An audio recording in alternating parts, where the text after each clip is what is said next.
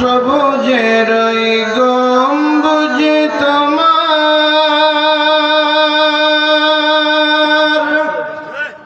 পাগল করে নিল আমায়। দাও সারা ভিউজার করে, দাও সারা ভিউজার করে, প্রেম মদিনায়, প্রেম মদিনায় সাল্লাল্লাহু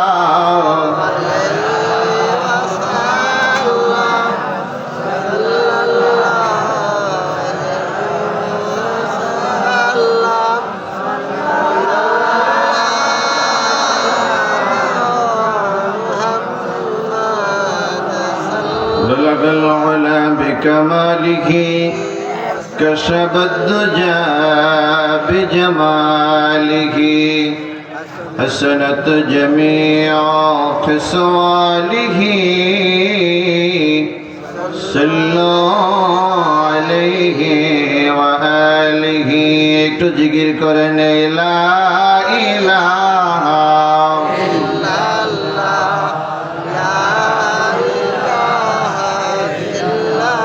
জবান খুলে লা ইলাহা ইল্লাল্লাহ,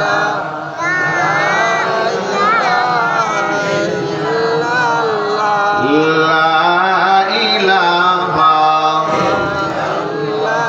খুদি कैसे निगाला इलाहा इल्लल्लाह, ला इलाहा इल्लल्लाह, ला इलाहा इल्लल्लाह, ला इलाहा इल्लल्लाह, हस्बी रब्बी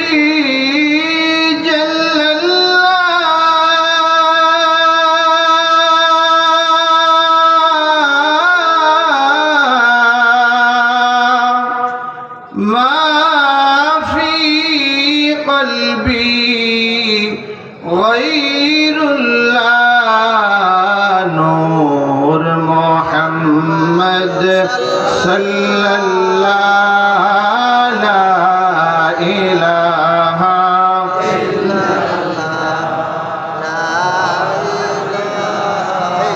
إلا الله لا إله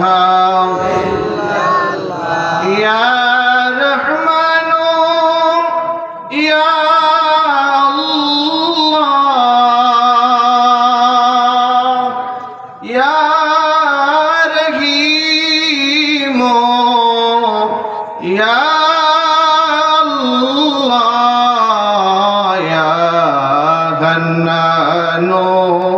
या अल्लाह ला इलाहा इल्लल्लाह, ला इलाहा इल्लल्लाह, ला इलाहा इल्लल्लाह, ला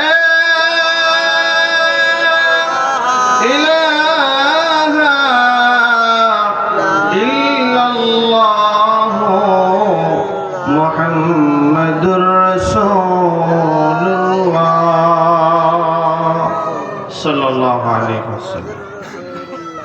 ঐতিহ্যবাহী ঐতিহ্যধন্য দক্ষিণ বাংলার খাগবনিয়া দরবার শরীফের 2 দিন ব্যাপী ইসালে সওয়াব ওয়াজ মাহফিলের সম্মানিত সভাপতি, আমাদের সকলের আধ্যাত্মিক রাহবার খাগবনিয়ার আলা হযরত পীর সাহেব হুজুর কেবলা মাদ্দাহুল্লাহ, আজকের মাহফিলের প্রধান অতিথি सरसीना दारुस सुन्नत कामिल মাদ্রাসার সম্মানিত প্রিন্সিপাল হুজুর আলহাজ হযরত মাওলানা রুহুল আমিন আফসারী সাহেব মাদ্দাহুল্লাহ, অত্র মাদ্রাসার সম্মানিত আসাদেজায়ে কেরাম,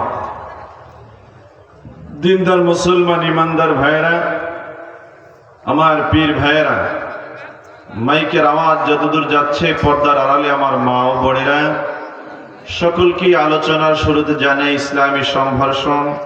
আসসালামু আলাইকুম ওয়া রাহমাতুল্লাহি ওয়া বারাকাতুহু। আপনারা সবাই কেমন আছেন?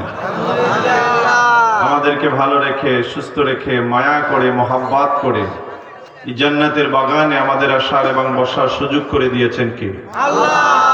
জবান খুলে পড়েন না, সুযোগ করে দিয়েছেন কে? এই খাকবুনিয়া দরবারের মাহফিলের আওয়াজ বরগুনা জেলার এমন কোন জায়গা নাই দাওয়াত পৌঁছে নেই, কিন্তু দেখা যায় এই হাজার হাজার লক্ষ লক্ষ মানুষের ভিতর থেকে আল্লাহ রাব্বুল আলামিন তার রহমতের চাদরের ভিতরে জড়িয়ে আমাদেরকে এই বরকতময় ময়দানে হাজিরা দেওয়ার তৌফিক করে দিয়েছে।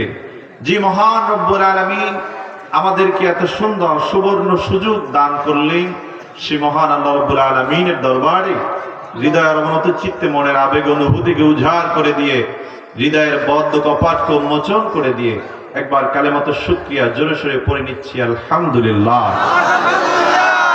আর একটু জবান খুলে পড়েন আলহামদুলিল্লাহ।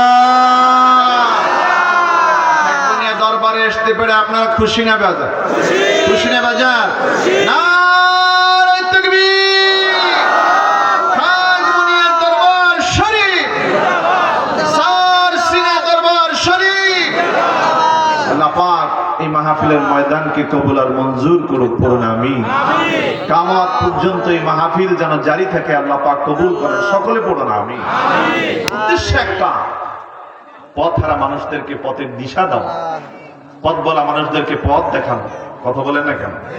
কথা বলেন ঠিক কিনা? আপনি দেখবেন এই শীতের সিজন যখন প্রথমে আসে, আমাদের গ্রামের মা বোনেরা তারা দেখবেন যে নতুন কিছু চুলা পাতে, তারা চুলা হালের বাইরে, পাকের ঘরের বাইরে কিছু মাটির চুলা পাতে কি পাতে না, অস্থায়ী চুলা।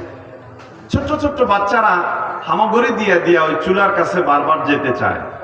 মা বাবারা কি করে, ওখান থেকে বারবার সরাইয়া দেয়, বারবার যেতে চায়, বারবার সরাইয়া দেয়। এমন ঘটনা হয় কি হয় না? জোরে বলেন, হয় কি হয় না? কেন হয়? যাতে করে বাচ্চাটা আগুনে পুড়ে না মারা যায়, কোনো ক্ষতি না হয়। তেমনি আল্লাহ রাব্বুল আলামিন এই আউলিয়া ইকরামদের মাধ্যমে আপনাদেরকে দাওয়াত দিয়া আল্লাহ পাক ওই কাল কিয়ামতের ময়দানে জাহান্নামের আগুন থেকে আপনাদেরকে ফিরাইতে চায়। কথা বলেন। পথহারা মানুষদেরকে পথের দিশা দিতে চায়। শুধু তাই না, আল্লাহ রাব্বুল আলামিন বলে, বান্দা সপ্তাহে 7 দিন, এই 7 দিনের ভিতরে অনেক তোমরা গুনাহ করে থাকো। আমি আল্লাহ রাব্বুল আলামিন তোমাদের গুনার কথা চিন্তা করে আমি শুক্রবার দিনটা রাখলাম, যাতে করে ওই শুক্রবার দিন জুমার মসজিদে যাইয়া খাঁটি তওবা করে ওই 7 দিনের গুনাহগুলো যেন তুমি আল্লাহর কাছে ক্ষমা করাইতে পারো। বান্দা যখন তুমি জুমার মসজিদে যাইয়া চোখের পানি ফালাইয়া আমি আল্লাহ রাব্বুল আলামিনকে একটা ডাক দিবা, তোমার ডাকে বাও হইয়া তোমার 7 দিনের গুনাহ খাতাগুলো আমি আল্লাহ মাফ করে দিব। আল্লাহ পাক সবে বরাত দিলেন। রব্বুল আলামিন এখানে বুঝাইতে চায়, বান্দা 7 দিনের ভিতরে তুমি যদি তোমার গুনাহগুলো যদি ক্ষমা না করতে পারো, 1 মাসের ভিতরে যদি না পারো, তোমার জন্য সবে বরাতের ব্যবস্থা রেখেছি। সবে বরাতের গভীর রাত্রেই আমি আল্লাহ তাআলাকে তুমি ডাক দিলে তোমার 1 বছরের গুনাহগুলো মাফ করে তোমাকে জান্নাতি বান্দা হিসেবে কবুল করে নিব। বান্দা তুমি সবে বরাতে তওবা করতে পারো না, আরো তোমার জন্য আমি আল্লাহ পাক অপশন রেখেছি, তুমি যাতে করে জাহান্নামে না যাও। বান্দা তোমার জন্য আমি আল্লাহ রাব্বুল আলামিন সবে কদরের ব্যবস্থা রেখেছি। বান্দা এমন একটা সময় তোমার ভুল ভেঙে যাবে, যখন তোমার দাড়ি পেকে যাবে, চুলগুলো কোকড়া হয়ে যাবে, চামড়াগুলো ফসকায়া যাবে, হাড্ডিগুলো বাঁকা হয়ে যাবে। বান্দা তখন যদি তোমার ভুলের অনুশোচনা চলে আসে, আমি আল্লাহকে ডাক দিলে তোমার গুনাহগুলো মাফ হয়ে যাবে। সামনের কি ইচ্ছা হবে, এই চিন্তা করে আমি আল্লাহ রাব্বুল আলামিন সবে কদরের রাত্রে তুমি যদি 2 রাকাত নামাজ পড়ো, আমি আল্লাহ রাব্বুল আলামিন তোমাকে 83 বছর ইবাদত করার সওয়াব তোমার আমল নামে আমি আল্লাহ দিয়ে দেব। তোমার জীবনে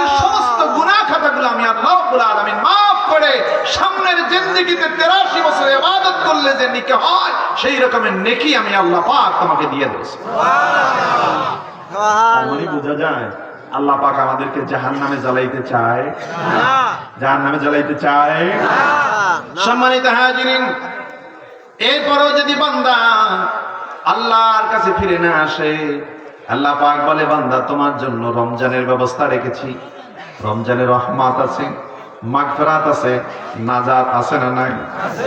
আল্লাহ পাক রহমত দিয়ে আপনাকে তার রহমতের চাদরের ভিতরে আনতে চায়, মাগফিরাত দিয়ে আপনাকে ক্ষমা করতে চায়, নাজাত দিয়ে আপনাকে স্থায়ীভাবে ক্ষমা করে আল্লাহ পাক পাক সাফ করে জান্নাতের বান্দা হিসেবে আল্লাহ পাক কবুল করতে চায়।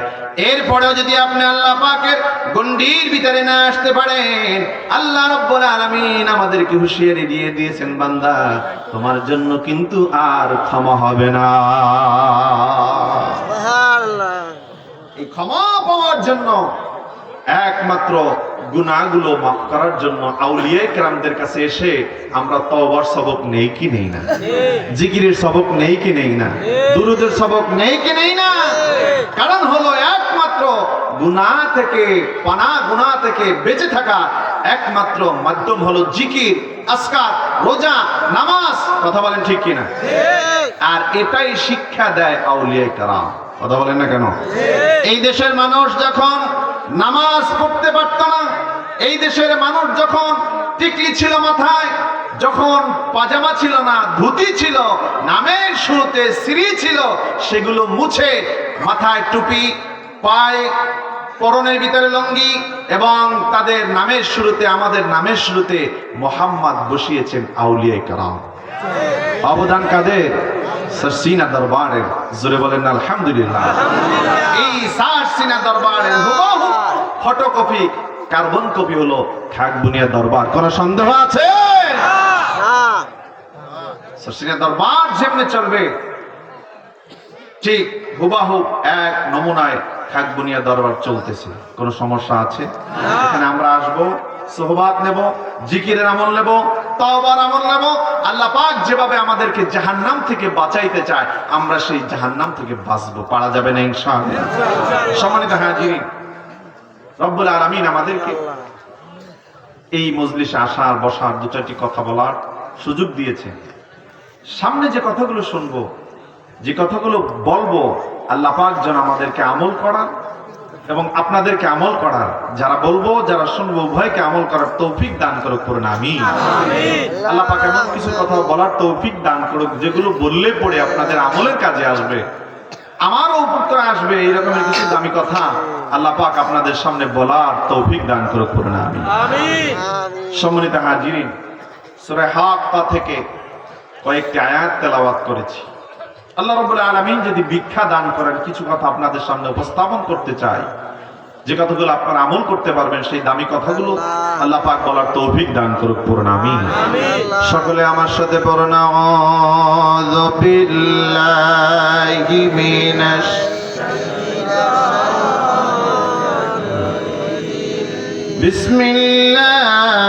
বিসমিল্লাহির রাহমানির রাহিম। يومئذ تعرضون لا تخفى منكم خافية। আল্লাহু আকবার বলেন। আল্লাহ রাব্বুল আলামিন বলেন, সেদিন তোমাদেরকে উপস্থিত করা হবে। সেদিনটা কখন? ইয়াউমুস সাআহ, কিয়ামতের দিন তোমাদেরকে উপস্থিত করা হবে, তোমাদেরকে হাজির করা হবে।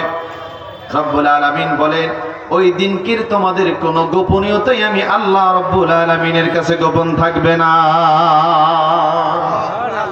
ভালো করে বোঝার চেষ্টা করেন। আল্লাহ পাক বলছেন, বান্দা ভালো করে বোঝার চেষ্টা করো, কি তুমি করবে, কি তুমি করবে না। এমন একটা দিন তোমাদের সামনে উপস্থিত হবে যেদিনকে তোমাদের কোন গোপনীয়তাই আমি আল্লাহ পাকের কাছে গোপন থাকবে না। সুবহানাল্লাহ বলবেন না? আপনি চিন্তা করতেছেন যে আমি মানুষের হক নষ্ট করি, মানুষের সাথে গন্ডগোল লাগায় দেয়, আমি যা করি বা না করি কেহ দেখে না, এটা আমি একা একা করতেছি, কেহ বুঝে না। কিন্তু আল্লাহ পাক বলছে, বান্দা কেহ না দেখলে একজন দেখেন, তিনি কে? জবান খুলে বলেন, তিনি কে? আল্লাহ রাব্বুল আলামিন বলে, বান্দা কাল কিয়ামতের ময়দানে তোমার কোনো গোপনীয়তা গোপন থাকবে না। কিয়ামতের ময়দানে বান্দারা উঠবে, যখন তাদের সব আমলগুলো ওপেন হয়ে যাবে, নানান রকমের বাহানা তুলবে। আল্লাহ, এই গুনাহ করছি আমার সন্তানের জন্য, এই গুনাহ করছি আমি নির্বাচন করতে যাইয়া, এই গুনাহ করছি আমার সংসারকে চালানোর জন্য, আমি এই গুনাহ করছি, এই গুনাহ আমার স্ত্রীর জন্য করেছি, মা বাবার জন্য করেছি। আল্লাহ রাব্বুল আলামিন এই কথা যে বান্দা বলতে পারে, আল্লাহ পাক এইটা চিন্তা করে আল্লাহ পাক আগে আয়াত নাজিল করে দিয়েছেন, কুল্লু নাফসিম বিমা কাসাবাত রাহিনা। আল্লাহ পাক বলছেন, বান্দা কাল কিয়ামতের ময়দানে তোমার কোন গোপনীয়তা যেমন গোপন থাকবে না, তুমি বাহানা ধরবে, তুমি নানান রকমের অজুহাত পেশ করবে, বান্দা কাল কিয়ামতের ময়দানে তোমার নিজ নিজ আত্মাকে তার কৃত কর্মের জন্য দায়বদ্ধ হতে হবে। বলুন না সুবহানাল্লাহ। আপনি যে কাজ করবেন, ভালো কাজ করলে ভালো কাজের দায়বদ্ধতা আপনার, খারাপ কাজ করলে খারাপ কাজের দায়বদ্ধতা আপনার। আপনি যা করবেন তার দায়বদ্ধতাকে বহন করতে হবে আপনাকে। কথা বলেন ঠিক কিনা? রব্বুল আলামিন বলেন, কুল্লু নাফসিন বিমা কাসাবাত রাহিনা। বান্দা তোমার কৃতকর্মের জন্য তোমাকে দায়বদ্ধ হতে হবে, তোমার কাজের দায়বদ্ধতা কেহ নিবে না। আল্লাহ রাব্বুল আলামিন অন্য আয়াতের ভিতরে বলেন, ইয়াউমা ইয়াফিরুল মারউ মিন আখিহি ওয়া উম্মিহি ওয়া আবিহি ওয়া সাহিবাতিহি ওয়া বানিহি। আল্লাহ পাক বলেন, কাল কিয়ামতের ময়দানে তোমার ভাই তোমাকে পরিচয় দিবে না, পলায়ন করবে।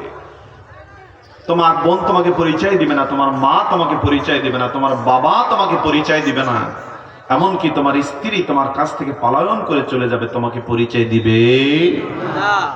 রব্বুল আলামিনের জন্য আয়াত নাজিল করলেন, বান্দা যেহেতু তোমার মা তোমার পরিচয় দিবে না, এবং তুমি যদি তোমার বাবা তোমাকে পরিচয় দিবে না, স্ত্রী পরিচয় দিবে না, তোমার সন্তানরা তোমাকে পরিচয় দিবে না কিয়ামতের ময়দানে, ওই সময় তুমি যদি নানান বাহানা তুমি যদি খুঁজতে চাও, আমার আল্লাহর কাছে ওই বাহানার কোনো কার্যকারিতা থাকবে না।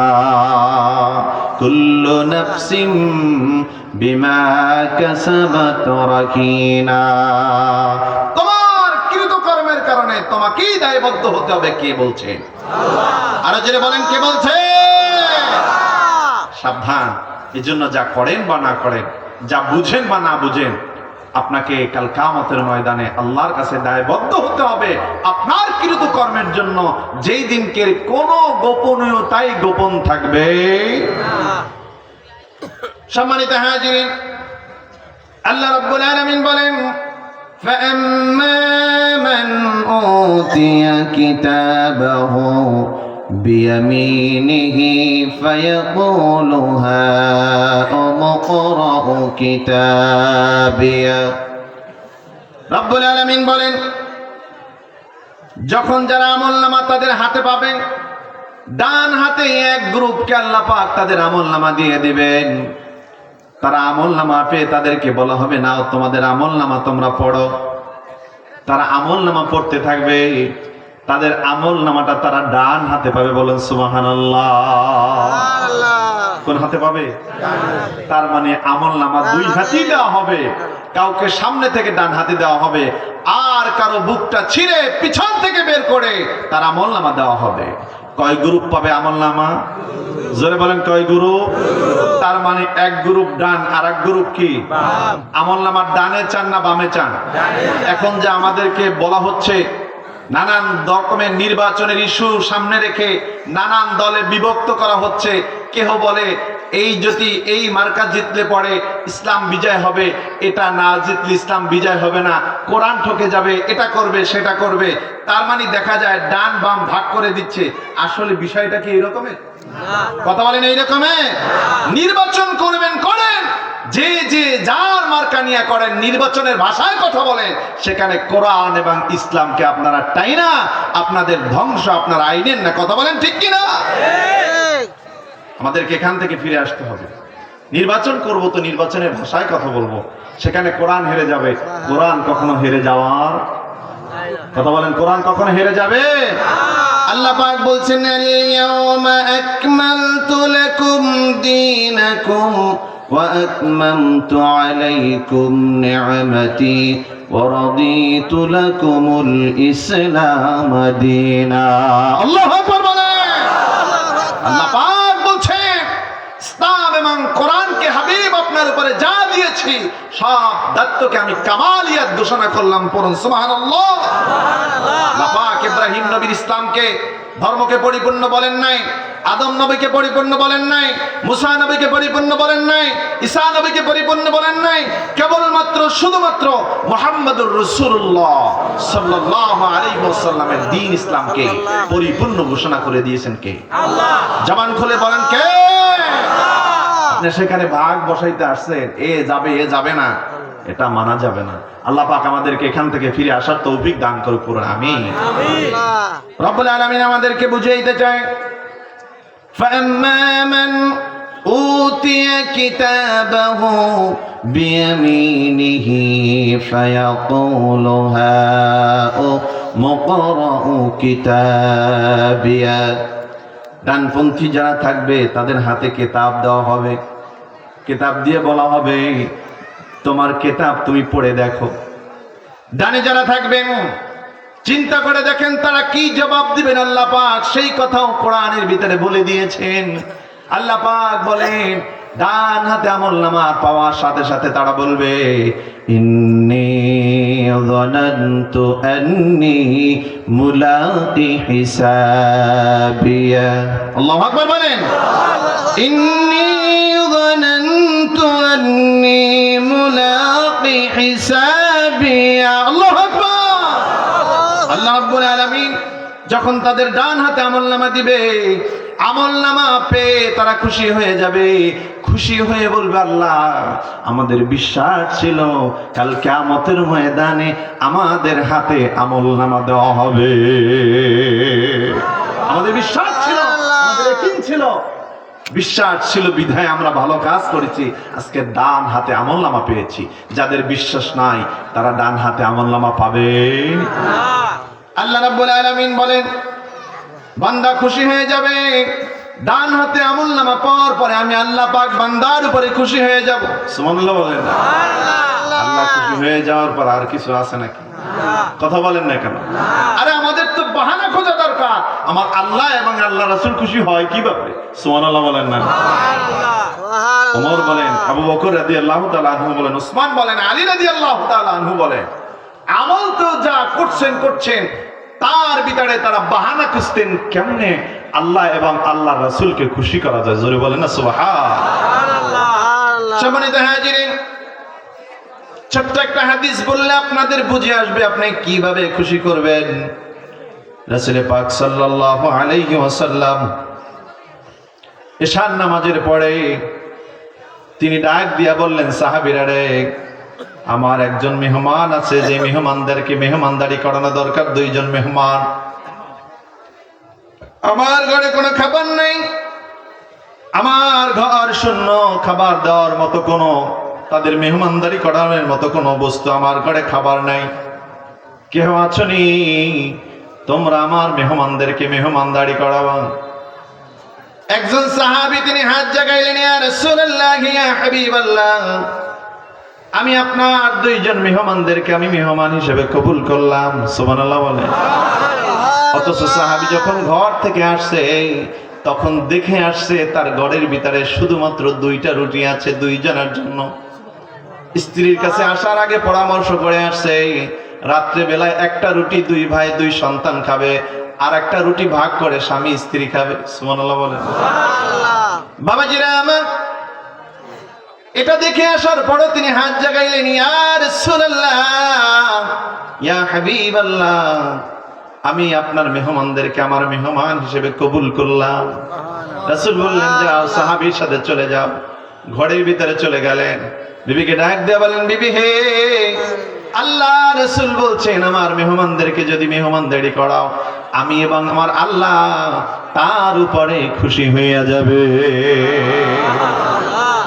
স্ত্রী কেমন স্ত্রী? বিবি সাহেব বলে, স্বামী হে, প্রতিদিন তো আমরা খাবার খাই, আজকের একটু না খাইলাম, সন্তানদেরকে না খাওয়াইলাম, সুবহানাল্লাহ পড়েন। স্বামী, আজকে আমরা না খাইলাম। আপনি একটা কাজ করেন, সন্তানদের পিঠের উপরে আপনি ছোট ছোট করে মৃদু হাত লাগাইয়া দেন, দেখবেন সন্তানগুলো ঘুমিয়ে পড়বে। একটা রুটি আমাদের সেভ হয়ে যাবে, আর একটা রুটি থাকবে, ওই রুটিটা আপনার আমার থাকবে। প্রয়োজন হলে আমরা আজকে না খেয়ে থাকবো, কিন্তু আল্লাহ রাসূলের মেহমানদেরকে আমরা খালি রাখতে পারি না। স্বামী, আর একটা বুদ্ধি আপনাকে নেই। আপনি যখন খাবার নিয়ে তাদের কাছে যাবেন, তারা হয়তো আপনাকে খাবারের জন্য বলবে। আপনি খাবার নিয়ে যখন যাবেন, একটা কৌশল করে বাতিটা থাকবে, বাতিটা আপনি বন্ধ করে দেবেন কৌশলে। আপনি খালি প্লেট নিয়ে চক চক চক চক করবেন, তারা যেন বুঝতে পারে আপনার খাবার খাইতেছেন। তাদের খাবার শেষ হয়ে যাবে, আমি তারপরে বাতি জ্বালায় দেব। আসতে বললেন, আরো জোরে।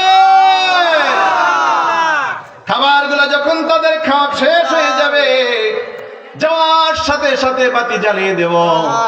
যেমনি কথা তেমনি কাজ করলেন। খাবার সাহাবীরা দুইজনে পেট পড়ে খাবার খাইলেন। খাবার খেয়ে রাসূলের রওজা মসজিদে নববীর ভিতরে চলে গেলেন।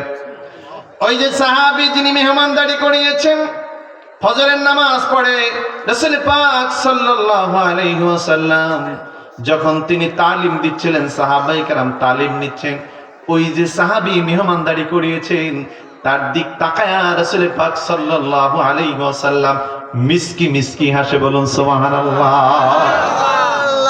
সাহাবীর মনে সন্দেহ হলো, ডাক দিলেন, ইয়া রাসূলুল্লাহ, ইয়া হাবিবাল্লাহ, আমি কি আপনার মেহমানদের সাথে কোনো বেয়াদবি করে ফেলেছি? ইয়া রাসূলুল্লাহ, কোনো বেয়াদবি করলে আপনি আমাকে ক্ষমা করে দেবেন। রাসূল পাক বলে, না না, তুমি কোনো বেয়াদবি করো নাই, তুমি এবং তোমার স্ত্রী যা করেছো, শুধু আমি রাসূলুল্লাহ খুশি হয়েছি বিষয়টা এই রকমের নয়, আমার আল্লাহ রাব্বুল আলামিন তোমাদের উপরে খুশি হইয়া কোরআনের আয়াত নাজিল করে দিয়েছে। নারে তাকবীর। ওয়ালা ইয়াজিদুনা ফি সুদুরিহিম হাজাতাম মিম্মা أوتوا ويؤثرون على أنفسهم ولو كانوا بهم خصاصة الله أكبر আল্লাহ পাক বলেন, আমি নিজে দেখেছি তাদের অভাব ছিল, তাদের পেটের ভিতরে ক্ষুধা ছিল, সংকীর্ণতা ছিল, তাদের ঘরের ভিতরে তেমন কোনো খাবার ছিল না। আমি আল্লাহ পাক দেখেছি, কিন্তু সংকীর্ণতা থাকার পরেও তারা সংকীর্ণতা দেখায় নাই। তারা আল্লাহ আল্লাহ রাসূলের মেহমানদেরকে অগ্রাধিকার দিয়েছেন। এই জন্য আমি তাদেরকে, আমি আল্লাহ রাব্বুল আলামিন আমার জান্নাতের মেহমান হিসেবে কবুল করে নিলাম। ভাইরা আমার, বাহানা খুঁজতে হবে, বাহানা। ডানপন্থী যদি আপনি হতে চান, আপনি অমুক আমল করবেন, আপনি এটা করেন সেটা করেন, আমল থাকবে। আমলের ফাঁকে ফাঁকে আপনাকে বাহানা খুঁজতে হবে। হেঁটে যাচ্ছেন, মসজিদ বাজছে, চোখ বুজে পকেটে যা আছে আপনি দিয়ে দেবেন। মাদ্রাসা বাজবে, দিনিয়া হোক, হেফজখানা হোক, আপনি সাথে সাথে কিছু দান করে দেবেন। লিল্লাহর বোর্ডিং বাজবে, কিছু দিয়ে দেবেন। পারা যাবে না ইনশাআল্লাহ? যে আল্লাহ, এইখানে তোমার মেহমানরা, আল্লাহ আল্লাহ রাসূলের মেহমানরা এখানে থাকে। ওই সাহাবী আল্লাহ রাসূলকে পাইছে, তার মেহমানদেরকে পাইছে।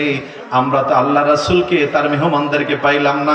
এই ওরাসাতুল আম্বিয়া, আল্লাহ রাসূলের মেহমান, আল্লাহ রাসূলের মেহমান মনে করে দিয়ে গেলাম। আল্লাহ, তুমিও আমাদের উপরে খুশি হয়ে যাও।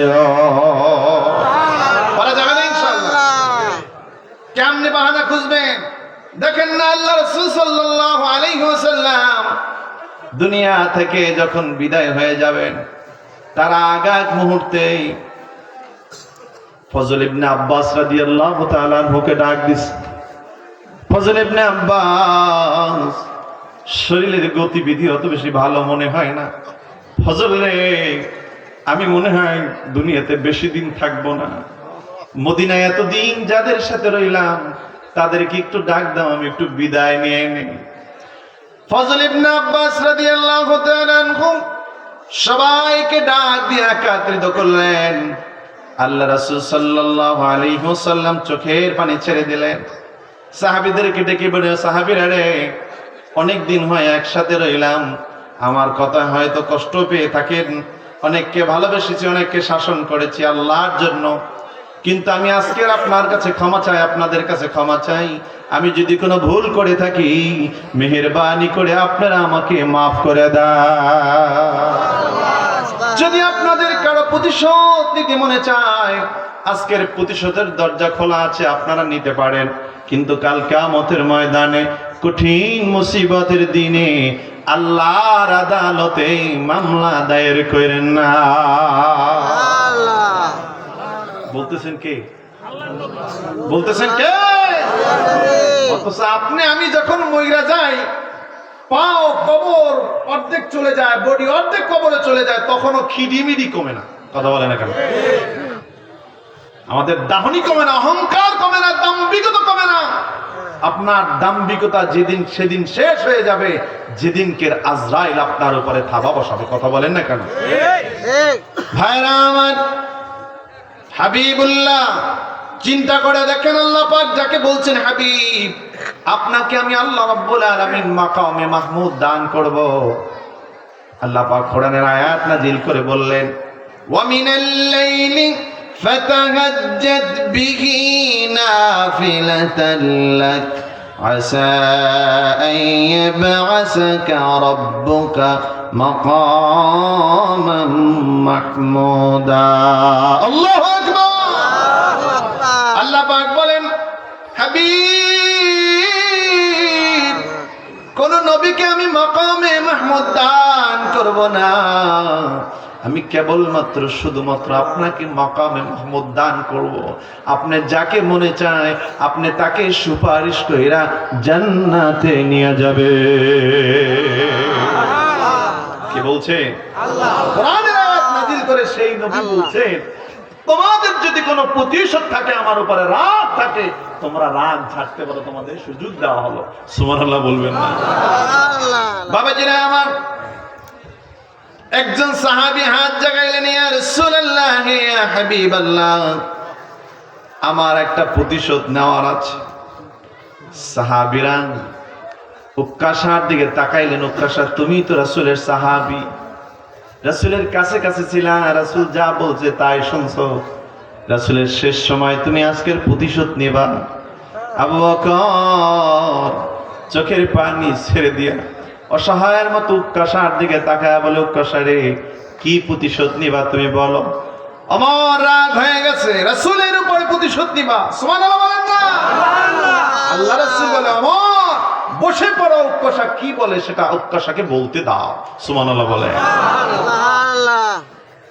উক্কাশা বললেন, যুদ্ধের ময়দানে আমি তখন মুসলমান হই নাই। আল্লাহ রাসূল সাল্লাল্লাহু আলাইহি ওয়াসাল্লাম যখন ছুরি ঘুরাইতেছিলেন, লাঠি ঘুরাইতেছিলেন, একলা লাঠির বাড়ি আমার পিঠের উপরে পড়েছে। যেমনে যেমনে আল্লাহ রাসূল আমাকে বাড়ি দিয়েছিল, আজকের ওই বাড়িটা দিয়া আমি প্রতিশোধ নিতে চাই। আবু বকর চোখের পানি ছেড়ে দিলে। আবু বকর দাঁড়ায় গেছে, ওসমান দাঁড়ায় গেছে। উক্কাশা রে, জামা খুলে দিলাম, যত বাড়ি দিতে মনে চায় আমাদের শরীরের উপরে দাও, চামড়াগুলা পিটের নিয়ে নাও, কিন্তু হাবিবুল্লাহর গায়ে একটা টাচ করিও না।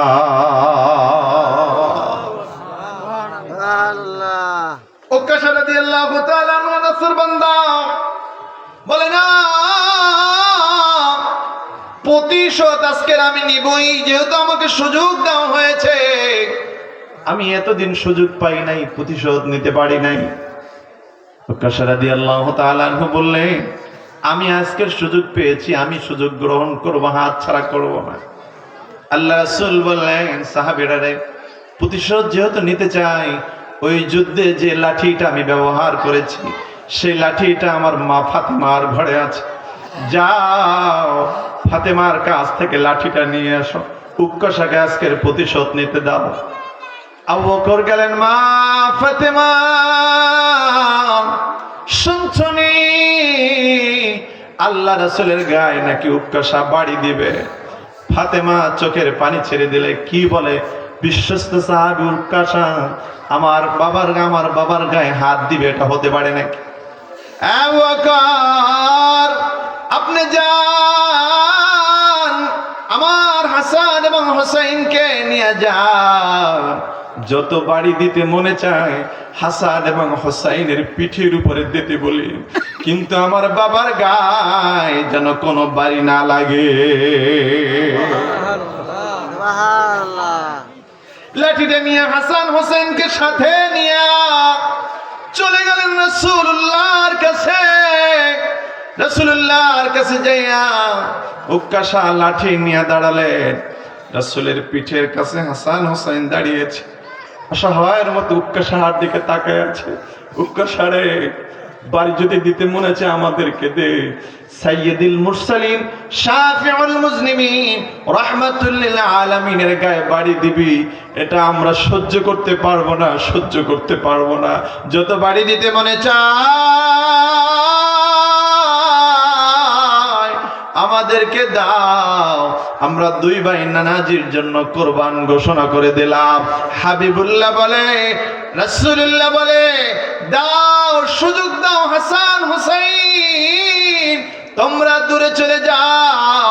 ইনসাফ প্রতিষ্ঠার জন্য আমি বিচারটা নেওয়ার জন্য প্রস্তুত হয়ে গেলাম। ভাইরা আমার, আল্লাহ রাসূলকে উকাশা বললেন, হাবিব, আপনি যখন আমাকে বাড়ি দিয়েছিলেন আমার গায়ে কোনো জামা ছিল না, আমার গায়ের ভিতরে কোনো পোশাক ছিল না, আপনি পোশাক খুলে ফেলেন। রাসূল শরীরের উপর থেকে তার চাদর মোবারক সরে ফেললেন। মদিনায় কান্নার ঝড় পড়ে গেল, সবাই কাঁদে, উকাশা মিটু মিটু হাসে। রাসূল যখন চাদরটা সরায়া ফেললেন, উকাশা লাঠিটা ফালায়া দিয়া রাসূলের খতমে নবুয়তের উপরে চুমা দিয়া চিৎকার দিছে, ইয়া রাসূলুল্লাহ, এই শরীরে বাড়ি দেওয়া যায় না, বাড়ি দেওয়া যায় না। আপনার খতমে নবুয়তে চুমা দেওয়ার জন্য বাহানা করেছি। রাসূলের পিঠের উপরে হাত লাগাইলেন, হাতটা লাগায়া নাক মুখের ভিতরে ঘামগুলা মুছলেন। ঘাম মোবারক মুছে খতমে নবুয়তের উপরে চুমা দিয়া রাসূলকে বলেন, হাবিব, যেই ঠোঁট রাসূলের শরীরে লাগে ওই ঠোঁট জাহান্নামের আগুন জ্বালাইতে পারে না। যেই হাত রাসূলের পিঠের উপরে রাসূলের ঘাম মোবারক যেই চেহারায় লাগে ওই চেহারা জাহান্নামের আগুন জ্বালাইতে পারে না। হাবিব, আমি তো প্রতিশোধ নিতে চাই নাই, আমার এইটা আমি একটা নাজাতের মাধ্যমের জন্য উসিলা বানায় নিলাম। এটা জিকির করেন, লা ইলাহা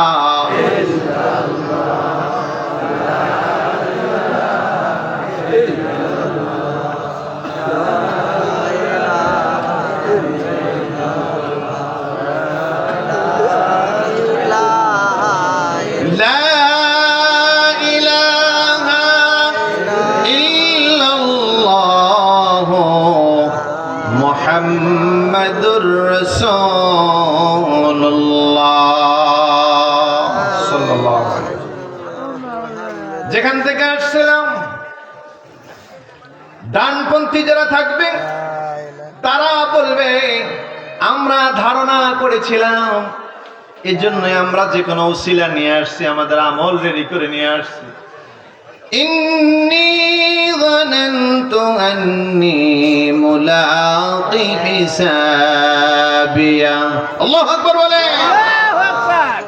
ডানপন্থী যারা কিয়ামতের ময়দানের হিসাবের ব্যাপারে যারা সতর্ক, তারা বলবে আমরা ধারণা করছিলাম এরকমের কিছু একটা হতে পারে, আগে বাগি আমরা উসিলা নিয়ে আসছি, আমাদের আমল নিয়ে আসছি, যাতে আমরা ডান হাতে আমল নামা পাই। সুবহানাল্লাহ বলে। আপনাদের দরকার আছে না নাই? জোরে বলেন, আছে না নাই? আরো জোরে বলেন, আছে না নাই? যেথায় যান একটা নিয়াত থাকবে, যে আমি দৈনিক একটা কাজ করব মিনিমাম, যে কাজটা আমি মিজানের পাল্লায় দিতে পারি, কাল কিয়ামতের ময়দানে ডান হাতে আমার আমলনামা পেতে পারি। কি এই রকমের কিছু উসিলা খোঁজা যাবে না? যাবে না? আল্লাহ পাক তৌফিক দান করুক, জোরে বলেন আমিন। আল্লাহ পাক বললেন, বান্দারা যখন খুশি হয়ে যাবে, ডান হাতে আমলনামা পাওয়ার পরে বান্দা খুশি হয়ে বলবে, আমি ধারণা করছিলাম আমি ডান হাতে আমলনামা পাবো, আমার হিসাব নিকাশ হবে, আমি এটা ধারণা করছিলাম। রব্বুল আলামিন বলবেন, আমি তো বান্দাদেরকে এখন আর খালি দিতে পারি না। আল্লাহ পাক বলবেন, তাদেরকে বলা হবে ফাহুয়া ফি ঈশাতির রাদিয়া। আল্লাহু আকবার বলেন। আল্লাহ পাক বলবেন, তারা শান্তিতে সন্তোষজনক জীবন যাপন করবে। কেন করবে? দুনিয়ায় ভালো কাজ করার কারণে, ভালো কাজের সহযোগিতা করার কারণে, এই যে উসিলা নিয়ে জান্নাতের ময়দানে যাওয়ার কারণে, কিয়ামতের ময়দানে দাঁড়ানোর কারণে আল্লাহ পাক বলবেন, এই চিন্তা, আখিরাতের চিন্তা যারা দুনিয়ায় বসে করছে, ডান হাতে আমলনামা পাবে, সন্তুষ্ট হয়ে যাবে। আল্লাহ পাক বলবেন, তাদেরকে এমন একটা জান্নাত দেওয়া হবে, যে জান্নাতে তারা শান্তিতে বসবাস করবে। এই জান্নাত চাই না যে জাহান্নামের ভিতরে শুধু আগুন আর আগুন, সেখানে যেতে চান? কথা বলেন না কেন? যদি জান্নাত চান, জান্নাতে কি থাকবে?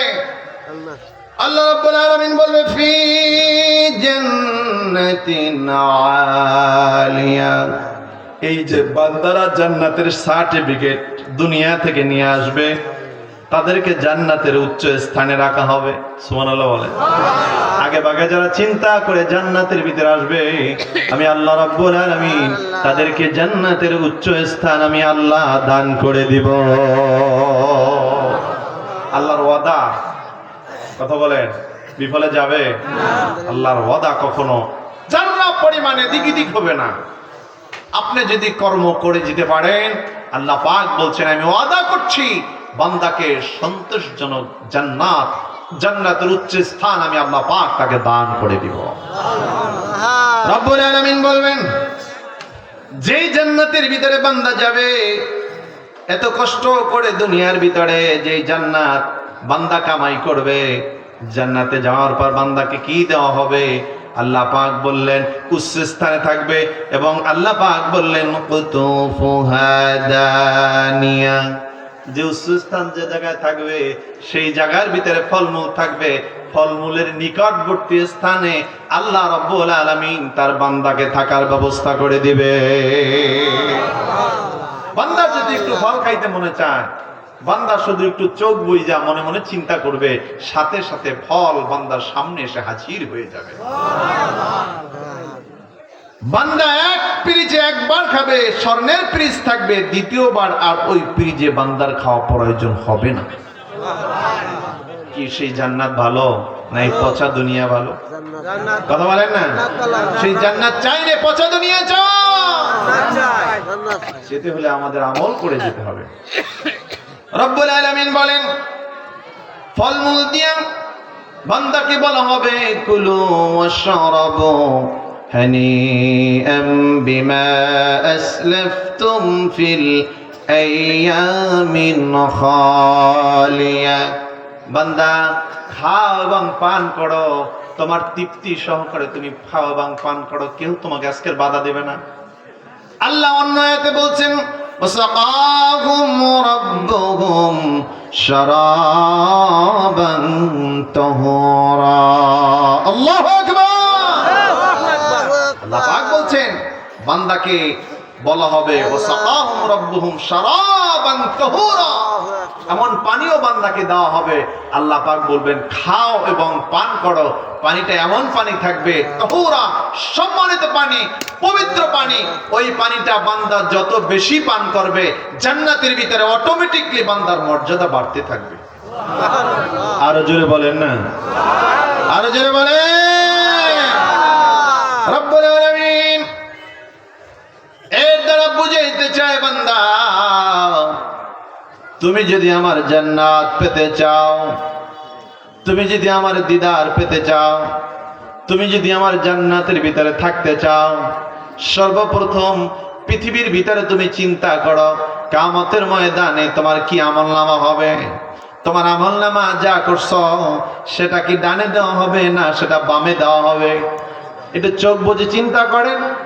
বাবাজি, আপনি যে আমলনামা করছেন, যে নেকি করছেন, যে বদ আমলগুলো করছেন, ওগুলা দিয়ে কি আপনি সামনের দিকে আল্লাহ রাব্বুল আলামিন আপনাকে কিয়ামতের দিনে, সামনের দিনে আপনাকে আল্লাহ ডানে দেবে না বামে দেবে?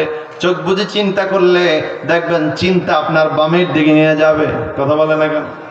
মিথ্যা কথা, মানুষের হক নষ্ট করা, মানুষের সাথে ধোঁকা দেওয়া আছে না নাই? আর জোরে বলেন। রব্বুল আলামিন বলেন, শোনো হে বান্দা, কুল্লু নাফসিন বিমা কাসাবাত রাহিনা। বান্দা, তোমার নিজেকে নিষ্কৃত কর্মের জন্য তোমাকে দায়বদ্ধ হতে হবে। ইল্লা আসহাবাল ইয়ামিন, কিন্তু যারা ডানপন্থী থাকবে, সুবহানাল্লাহ বলেন না? এই আয়াতে ডানপন্থীর কথা বললেন, এই আয়াতে আল্লাহ পাক ডানপন্থীর কথা বললেন। ডান দিকে যারা থাকবে তাদের কোনো সমস্যা হবে না, তাদের কোনো প্রবলেম হবে না, তাদের কোনো ঝামেলা হবে না। বলুন সুবহানাল্লাহ। আল্লাহ পাক বলেন, ফি জান্নাতিন ইয়াতাসাআলুন।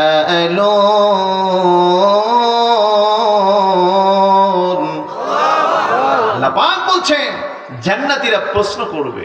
কাদেরকে প্রশ্ন করবে? আনিল মুজরিমিন, ডানপন্থীরা যারা বামপন্থী থাকবে তাদের প্রশ্ন করবে। আনিল মুজরিমিন, মুজরিমিনদের প্রশ্ন করা হবে। মা সালাকাকুম ফি সাকার, এই ভাইরা, তুমি তো আমার এলাকার মানুষ, এক পীরের মুরিদ ছিলাম, এক জায়গার মানুষ ছিলাম, এক গ্রামের মানুষ ছিলাম, কিন্তু খবর কি তুমি জাহান্নামে কেন গেলা? সাকার নামক জাহান্নামে তোমার স্থান কেন হলো? প্রশ্ন করবে কারা? কথা বলে না? ওই যে আল্লাহ পাক যাদেরকে ফলমূল দান করবেন, আল্লাহ রাব্বুল আলামিন যাদেরকে জান্নাতের উচ্চ স্থান দান করবেন, আল্লাহ রাব্বুল আলামিন যাদেরকে শান্তিময় স্থান দিবেন, তাদেরকে তারা প্রশ্ন করবেন। মুসলিমদেরকে প্রশ্ন করা হবে, মা সালাকাকুম ফি সাকার, কেন সাকার নামক জান্নাতে তোমরা আসলা? তোমাদের হাতে তো অনেক সুযোগ ছিল, খাকবনিয়ার মাহফিলে তোমরা তো অনেক সুযোগ পেয়েছো, অনেক আলোচনা করা হয়েছে, অনেক সতর্ক করা হয়েছে। সতর্কীকরণের পরে এরপরে কেন তোমরা সতর্ক হলা না? তারা ডাক দিয়া বলবে, ক্বালু লাম নাকু মিনাল মুসাল্লিন।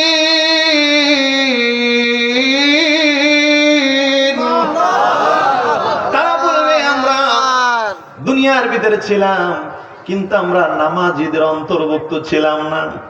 নামাজ ছিল একদিকে, জুমার দিন শুক্রবার নামাজ পড়েছি, যাকে আমরা গ্রামের ভাষায় বলি শুক্কুর আলী। কথা বলেন। 7 দিনে নামাজের খবর নাই, 5 ওয়াক্ত নামাজের খবর নাই, বিবির পর্দার খবর নাই, হালাল হারামের খবর নাই। কথা বলেন না কেন? শুক্রবার নামাজ পড়ে, শুক্রবার অনেকে জুমার দিনেও যায় না, ঈদে ময়দানে হাজিরা দিতে যায়। আবার বছরে একবার পরে, কেউ জীবনে একবার পড়বে। তারা কেঁদে কেঁদে বলবে, ক্বালু লাম নাকু মিনাল মুসাল্লিন, আমরা নামাজীদের অন্তর্ভুক্ত ছিলাম না। আরেকটা কারণ হলো, ওয়ালাম নাকু নুতঈমুল মিসকিন, এতিম মিসকিনদেরকে আমরা খাবার দিতাম না। টাকা যা ছিল আমার আরো লাগবে, যা দাও আরো লাগবে, যত দিবা তত লাগে, যত দিবা তত লাগে। নাউজুবিল্লাহ বলেন না? কিছু মানুষের অভ্যাস আছে, দেখা যায়, আমি প্রায় দেখছি, কাকবনিয়া মাহফিল তো ছোটবেলা থেকে দেখে আসছি, মানুষ বসে মাহফিল শোনে, যে হিফজখানা এতিমখানার জন্য একটু কালেকশনের কথা বললে উইটে হাঁটা দেয়। এরকম কিছু মানুষ আছে কিনা? কথা বলেন, আছে না নাই? আপনি দেন বা না দেন সমস্যা নাই, আপনি যে উঠে হাঁটা দিয়ে সমাজ নষ্ট করলেন, এটার মানে কি? কাল কিয়ামতের ময়দানে আপনি ওই কাতারে দাঁড়াবেন। ওয়ালাম নাকু নুতঈমুল মিসকিন, আপনি মিসকিনদেরকে খাবার দিতেন না, তো দিতেনই না, দেওয়া পছন্দ করতেন না। কথা বলেন না কেন? এরকম কিছু মানুষ আছে না নাই? এবার যান, এতিম মিসকিন যেখানে পাবেন সেখানে আপনার হাত বাড়িয়ে দিবেন। পারা যাবে না ইনশাআল্লাহ? খুশি হবেন কে? খুশি হবেন কে? নামাজের ওয়াজ পছন্দ হয়, আমাদের খাবারের হাওয়াজ পছন্দ হয়?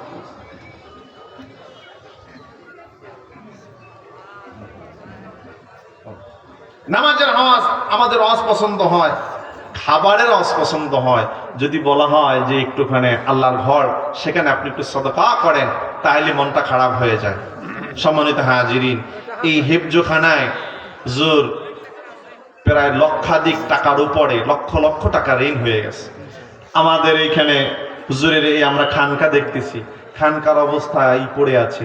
এত আমরা হুজুরের মুরিদান থাকতে এই দক্ষিণবঙ্গের আমাদের প্রাণ কেন্দ্র খানকার কি দুরবস্থা, হিফজখানায় লক্ষ লক্ষ টাকা ঋণ হয়ে যাচ্ছে। কি এখানে এই এতিমদের, রাসূলের মেহমানদেরকে আমরা যদি একটু হাত বাড়ায় দেই, তাতে আমাদের সম্পদ কমবে না বাড়বে?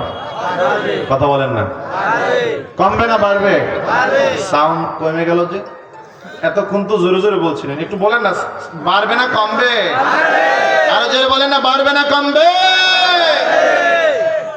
শুধু কমবে না বিষয়টা এইরকমের নয়, বাড়বে এইরকমের নয়। আল্লাহ আপনাকে বিপদ থেকেও হেফাজত করবে। সুবহানাল্লাহ।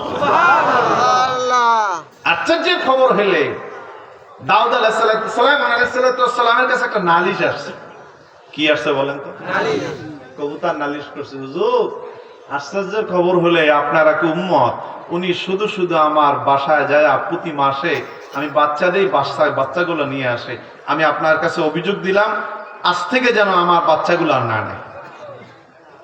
সুলাইমান নবী তার রাইকে বলল, সাবধান, তুমি তার বাচ্চাগুলো আর নিবা না। তিনি পরের দিন যে পরের মাসে যে আবার বাচ্চা আনলেন, আবার নালিশ দিলেন। সুলাইমান নবী দুইজন জিনরে দায়িত্ব দিছে, পরের বার যখন ওই লোক ওই গাছে উঠবে বাচ্চা নেওয়ার জন্য, তখন দুই পাও ধইরা টান দিয়া দুই প্রান্তে, একটা পূর্ব প্রান্ত একটা পশ্চিম প্রান্তে, সুবহানাল্লাহ বলেন না, কোন দিকে পাঠাবে? দুইজন জিন দুই দিকে ধরে টান দিয়ে একটা পশ্চিম প্রান্তে আর একটা পূর্ব প্রান্তে পাঠাই দিবে। আশ্চর্যের খবর হলো এই,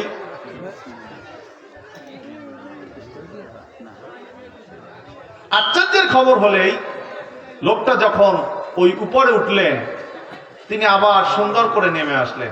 কবুতর যায় আবার বিচার দিয়েছে, হুজুর আপনার এই উম্মত তো গাদ্দারি করতেছে, তো করতেই আছে, আপনি যাদেরকে দায়িত্ব দিচ্ছেন তারাও গাদ্দারি করছে।